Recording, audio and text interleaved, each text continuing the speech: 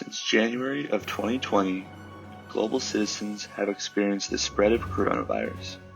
For billions, the rapid spread and severe impacts of the virus are alarming. Why is that? Over the next few minutes, we will work to answer this question through exploring the progression of COVID-19 with regards to globalization. Due to increased global flows of people, COVID-19 has spread to every corner of the world. Consequently, economies across the world are being impacted. With greater interdependence between countries due to globalization, financial crisis in one country will both directly and indirectly impact other countries as well. We have also seen decreased global trade, increased unemployment, and significant drops in global stock markets.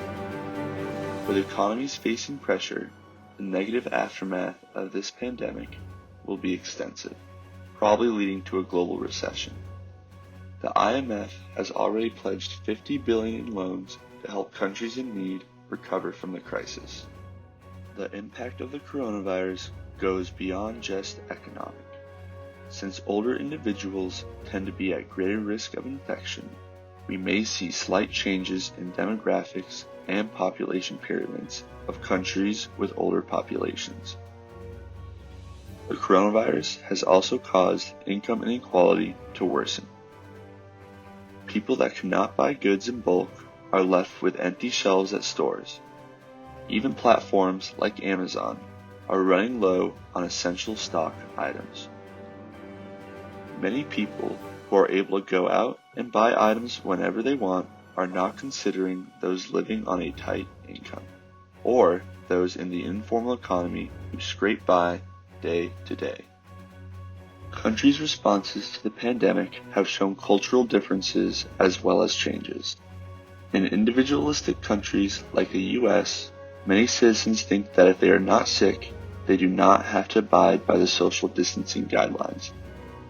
In collectivist societies like South Korea, citizens are more concerned with getting others sick, leading people to wear surgical masks, practice social distancing more, and be more open to government tracking.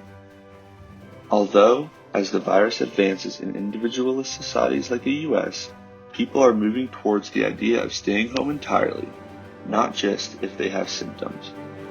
Lastly, we are seeing the rising influence of Asian culture on Western nations and the potential geopolitical decline of the West. In many Asian countries, face masks are used both to protect the individual from things like the flu or increased pollen and pollution levels, but also to reduce the chance of spreading infections to surrounding people.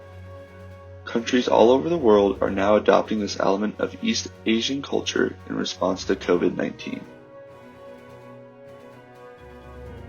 The pandemic has also led to advancements in technology and production. Non-medical companies are helping to produce ventilators and medical face masks.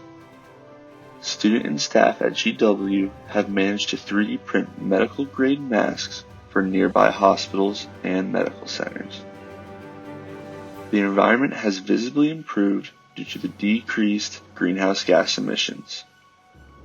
In China and India, where smog levels made it almost impossible to see the sky, they are now experiencing blue skies. However, this change is only temporary and will revert back once industries start operating again.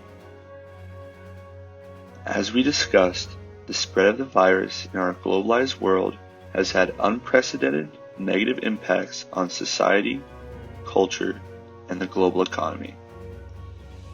However, despite the negatives, the pandemic has led to incredible innovations, a global effort to discover a vaccine, the creation of new medical technology, and improvements to the environment, even if only temporary.